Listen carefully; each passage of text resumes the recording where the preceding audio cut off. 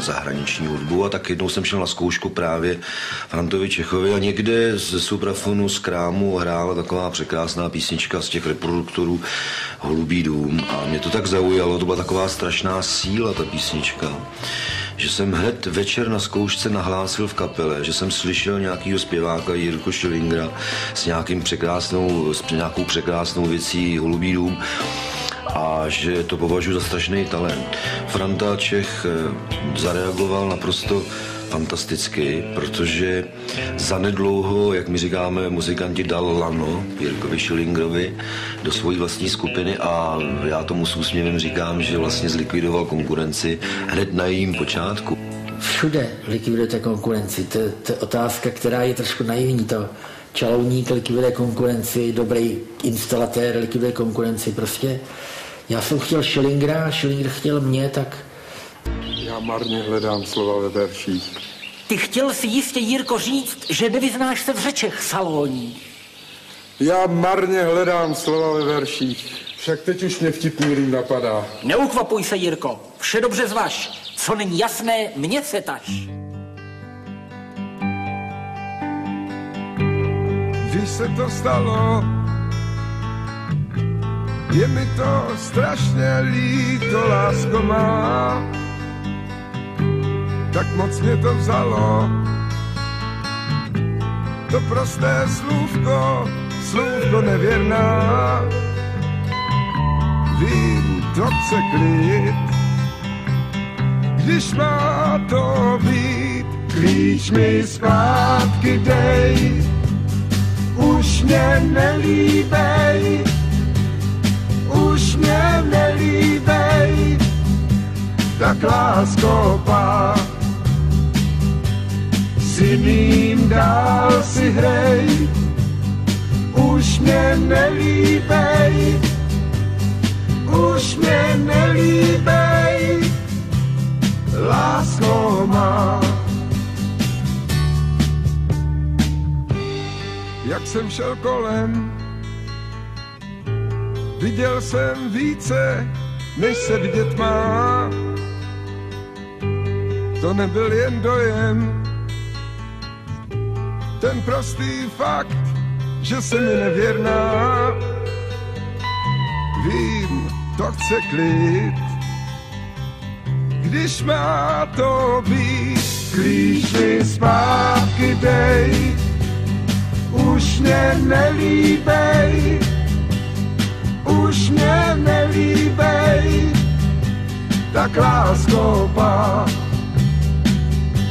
S jiným dál si hrej, už mě nelíbej, už mě nelíbej, lásko má. Klíč mi zpátky dej, už mě nelíbej, už mě nelíbej, tak lásko má. S jiným dál si hrej, už mě nelíbej, už mě nelíbej. Ale byl to takový balans na ostří nože. No a občas jsme zahučili do té jámy, že se to zastavilo. Jednou z největších ran, kterou mu státní aparát uštědřil, byl požadavek na doplnění vzdělání.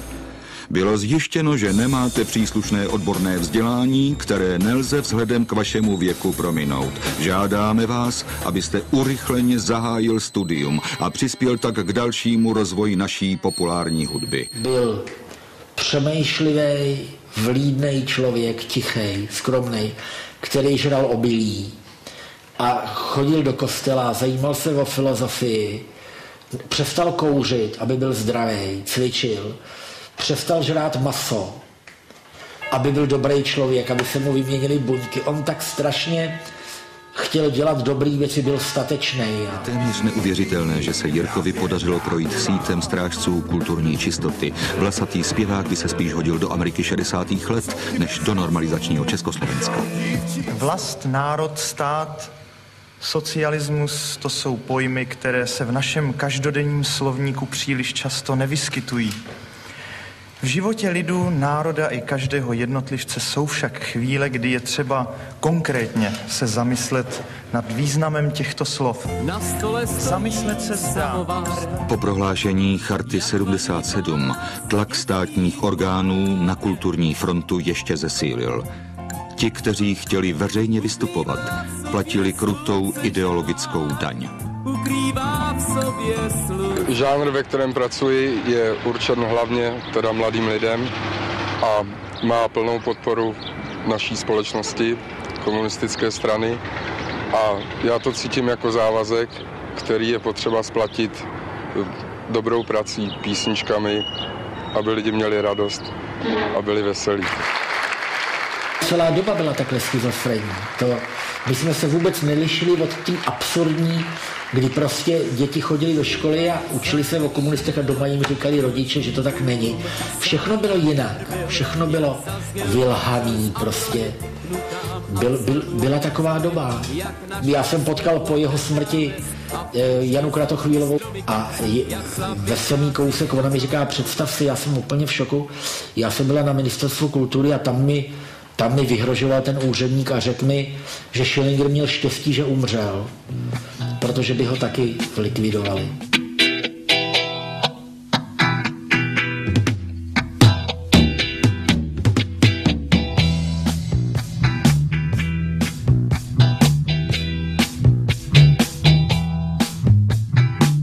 Znám 1000 důvodů pro 1000 špatných rán.